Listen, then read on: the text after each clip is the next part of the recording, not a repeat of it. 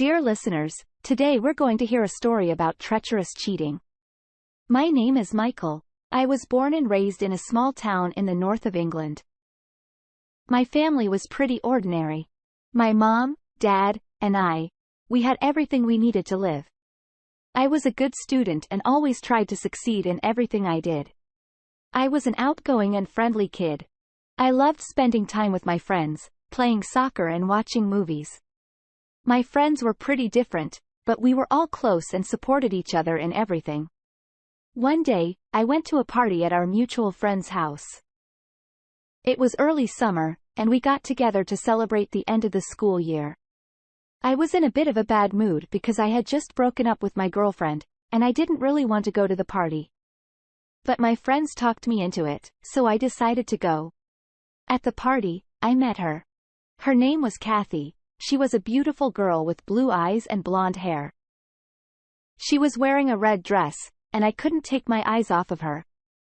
We started talking about music and movies and books. I was amazed at her intelligence and sense of humor. We laughed and joked together, and I felt there was chemistry between us. We exchanged numbers and started dating. Every day, I looked forward to seeing her again. We took walks in the parks, watched movies, cooked meals together. I was the happiest man on earth. Kathy, you're so beautiful.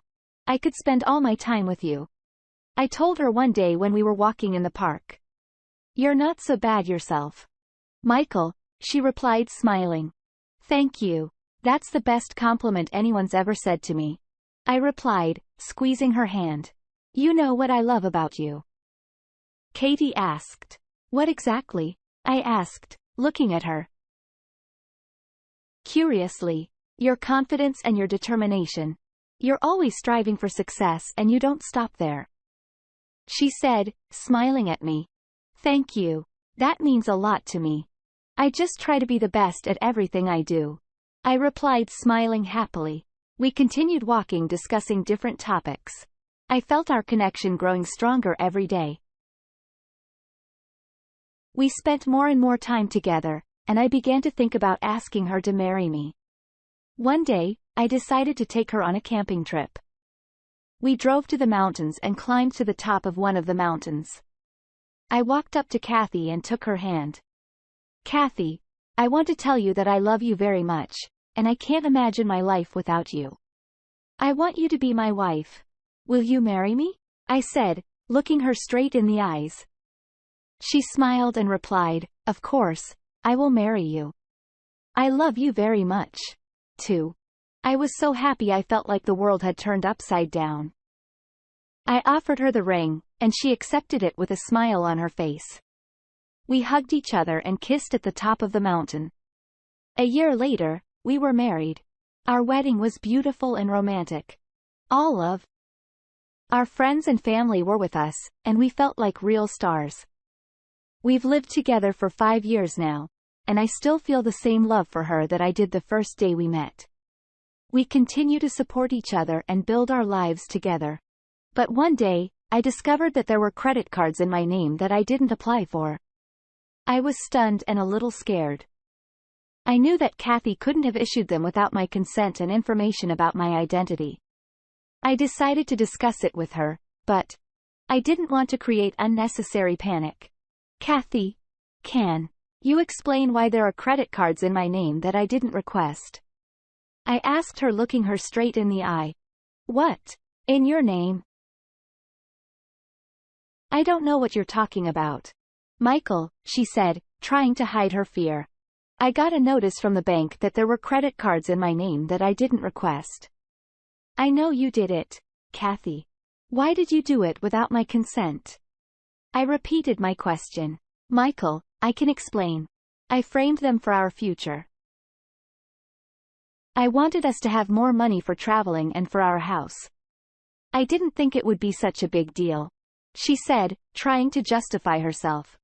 Katie, do you realize this isn't legal? Using my personal information without my permission is illegal. I trusted you and didn't expect this turn of events, I said, feeling my frustration and anger grow. Michael, I apologize. I promise it won't happen again. I love you, and I didn't mean to hurt you, she said as she hugged me. I felt my heart begin to soften. I understood that she loved me and didn't mean to hurt me, but I all understood that she needed to respect my privacy and my personal space. Katie, I forgive you. But please don't do that again. I expect you to respect my privacy and space, I said, letting her go. We both sat down on the couch and started talking about how we could move forward. I decided not to dwell on the incident and moved on to another topic. How are you doing at work, Kathy? I asked. Not bad. Thanks for asking. And yours? She replied. Yes. I have news. I got a promotion at work, I said, feeling proud and happy. Congratulations, Michael. That's great. How did that happen? She said, smiling. Thank you. Our company recently landed a big contract with a major retailer. I was responsible for the design and implementation of this project. My supervisors appreciated my work and decided to promote me to project manager. I told her, feeling like a hero. Wow, that's great, Michael. I'm so happy for you, she said, hugging me. Thank you, Kathy. But I know this is just the beginning. Now I have more responsibility and more work to do. I have to keep working hard and reaching new heights, I said, feeling the seriousness of the situation. I know you will, Michael. You're a smart and hard-working man.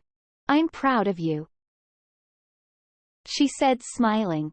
Thank you, Kathy. I appreciate your support, I said, feeling a rush of love for my wife. We hugged and enjoyed the moment. I knew I would have to work even harder to reach new heights at work. But I was confident that with Katie by my side, I could overcome any difficulties. Several years have passed since then, and I began to notice that my promotion led to me spending more and more time at work. The workday became longer and the tasks became more complex and demanding. I started coming home late at night and leaving for work early in the morning, leaving almost no time for family and rest. Kathy became increasingly angry at me for not spending enough time with her. She complained about the constant lack of money and the fact that we couldn't afford any entertainment. I tried to explain to her that my work required my time and effort and that we had to be patient to achieve our goals. But she wouldn't listen to my excuses and continued to grumble unhappily. I began to notice that our relationship began to deteriorate. We were arguing more and more often and could not find common ground. I felt that we were distant from each other and that our relationship was on the verge of breaking down. I came home late one night and found that Kathy had left. I tried to contact her on the phone, but she wasn't picking up. I started to panic and think something was wrong. But a few hours later, she came home. She was drunk and angry. Where have you been? I asked, feeling furious and anxious. Why would you want to know that? She replied, angry. Katie, you're drunk. What's wrong? I asked, trying to calm her down. You still don't understand. You never spend time with me. You're always at work. I feel alone and forgotten, she said, beginning to cry. Kathy, I understand how you feel, but I'm working for our future. We have to sacrifice now to have a better future, I said, trying to explain my position. You talk about the future all the time, but I don't know if I'll ever be happy with you. You don't understand that I need your presence and support now, she replied, wiping away her tears.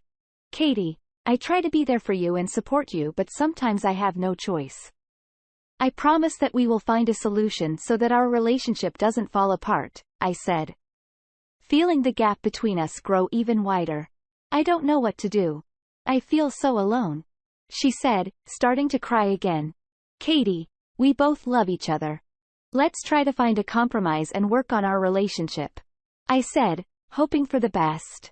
I don't know how to do that, she whispered, looking at the floor. Let's talk about everything that's bothering us. Maybe we can find a solution together. I suggested, trying to regain some connection between us. But she turned away and said, I don't want to talk. I need a little time to figure things out. I was left standing alone, feeling hurt and disappointed. We both loved each other, but our desires and needs were beginning to separate us. I didn't know what would happen next, but it was clear to me that our fight was only getting worse and could lead to the end of our relationship. 6 months passed, and my relationship with my wife was not improving. I tried to be there for her and support her, but she still wasn't happy. Recently, I noticed that she started getting new things that I hadn't given her. I asked her about it, but she assured me that they were just gifts from her friends. I didn't want to suspect anything wrong and decided to trust her. One day, I came home earlier than usual and heard her talking on the phone. The voice on the other end of the line was male, and I could hear my wife flirting with him. Then I decided to go into the kitchen and pretend I had just gotten home. She quickly hung up the phone and put it in her pocket. I saw her fixing her hair and straightening her skirt, then she came out of the room and saw me. "Hey, you're back early," she said, trying to smile. "Yeah, I got off early today," I replied, trying not to show my suspicions. "Would you like a cup of tea?" she asked, trying to distract me. "No thanks. I just came by to see if everything was okay," I replied as I continued to follow her. I decided I needed to find out the truth, so I started my own investigation. I installed a spy app on her phone that sent me all of her messenger correspondence as well as all of her incoming and outgoing call numbers. I discovered that she was dating a man named John who she had worked with in the past. I found out that they had been dating for months and that he was giving her these new things. I was disappointed and discouraged, but I didn't want to believe that she could cheat on me. I tried to talk to her, but she denied all my suspicions and claimed it was just friendship. But I noticed that she began to shut herself off from me and didn't trust me like she used to. One day, I got pictures from a spy program of her and Jonathan Motel on the outskirts of town. I was shocked. I couldn't believe that she had lied to me and was still seeing him. I decided to follow them and find out what was going on. I watched them for a few days and saw them arrive at the same motel again. I decided I finally had to figure it all out and put an end to our relationship. I went to the motel and found the room they were in. I knocked on the door, but number 1 answered. I tried to open the door, but it was locked. Anger overwhelmed me. I kicked the door with force, the lock flew out, and the door swung open. My wife screamed, "Michael, what are you doing here? It's not what you think." I saw my lying wife all dressed up in a S&M costume standing with a whip. And her lover is on his knees all dressed in leather with his bare wrist and a gag in his mouth. I grabbed the whip from my wife and gave them both a good whipping. They squealed like pigs. But I didn't stop. "You lying bitch," I shouted. "That's how you amuse yourself when I'm working hard. Don't come home again. Your house is a dump now. And your stuff will be there." Then I came home, gathered up all my wife's things, and threw them in the dumpster. We got a quick divorce in court. She was left with a bare us. I changed a lot after that. I started to play sports and get into traveling. I realized that life does not end with one person and that I need to be happy myself before I can share my life with someone else. I moved to another city and started working on my career. I met new people and started new relationships. I realized that I needed to let go of the past and move forward. I'm happy now. Dear listeners, your support is very important to us. If you like our story, please like, comment, and subscribe. It's very motivating for us.